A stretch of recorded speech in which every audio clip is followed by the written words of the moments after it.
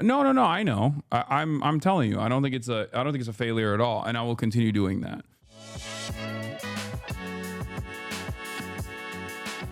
Where winds meet? Yeah, I saw that this is another Chinese game that came out. Why are we rewatching your China VODs? Yeah, I lived this, bro.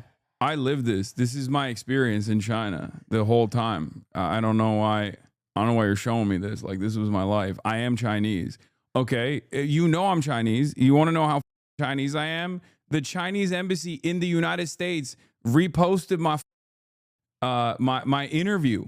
First, it was Liu Pengyu, the spokesperson for China in U.S., for the Chinese embassy on U.S., and then the Chinese embassy in the U.S. reposted it with the eyeball emoji, okay?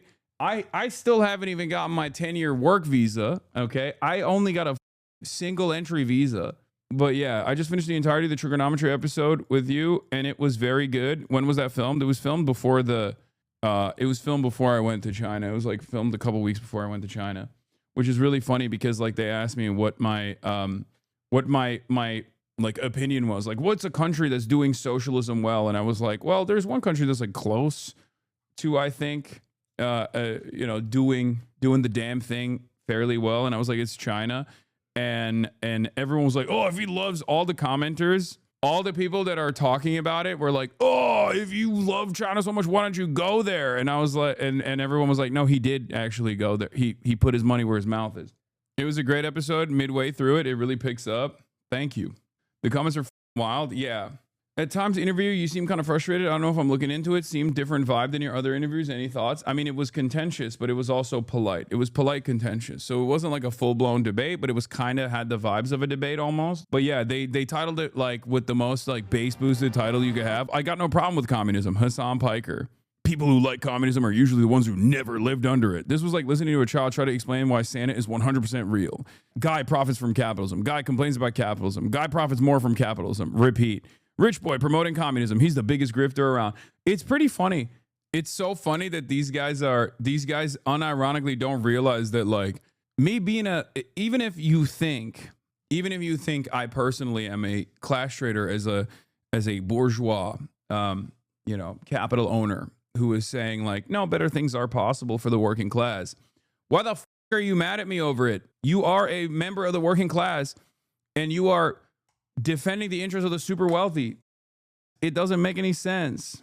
I don't understand it. These guys will get mad at me for saying that a better future is possible for them.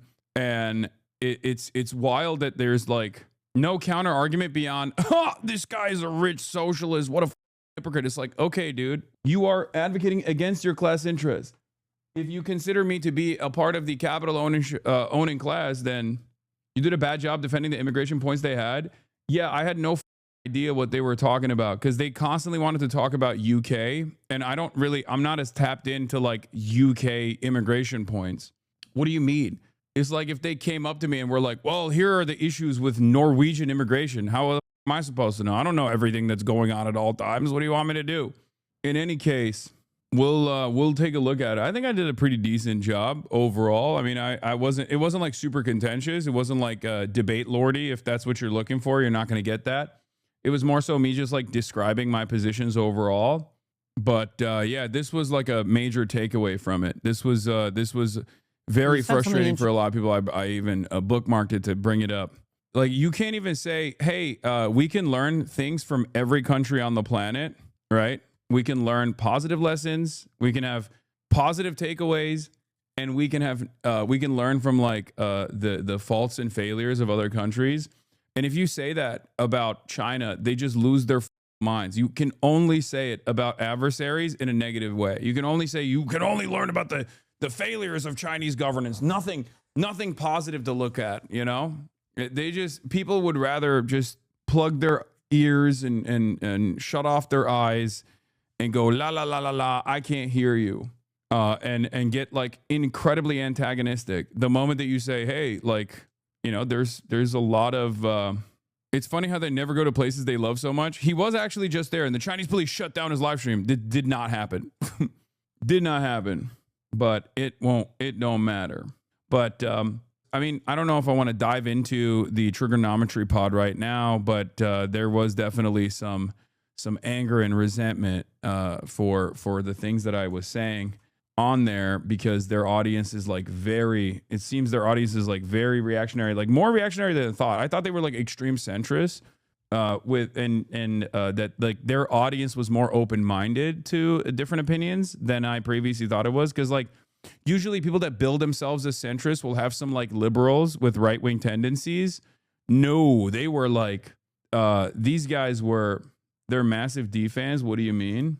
Okay, but massive D fans in an environment like that would probably be more understanding of where I'm coming from. You know, my point is, oftentimes when people build themselves as centrist instead of like far right, their audience is a little bit more open-minded. At least like in the margins, they have people that are a little bit more open-minded towards towards like, you know, people making a affirmative case, a positive case in the direction of like better development and stuff like that.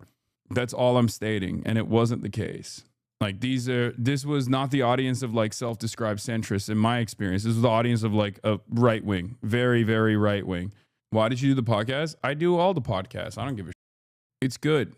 It's good to have these sorts of conversations, because you are, when you do conversations like this, you end up getting in front of an audience that normally would never hear you directly.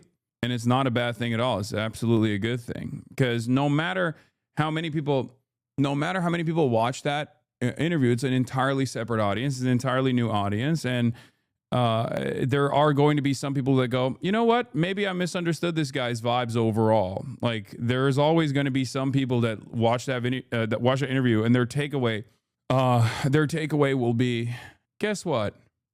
Maybe I was wrong about the way that I perceive this person's worldview. You know, there's a method to the madness, chatters.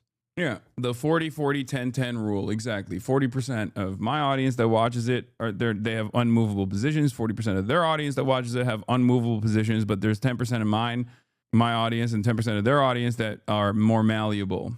Comments also aren't everything. Imagine the type of person who takes time to bring. No. I know. I'm telling you. I don't think it's a failure at all, and I will continue doing that.